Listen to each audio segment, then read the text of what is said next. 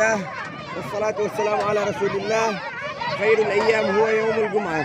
في يومنا هذا الجمعة المباركة 8 شعبان 1446 هجرية نقوم بإيصال هذه السقيا رقم 3 من فاعلات خير عن طريق أم عبد السلام فارس الشعيبي، جزاهن الله خيرا وبارك فيهن وجعلهم في ميزان حسناتهن وأخلف عليهم بخير الدنيا والآخرة.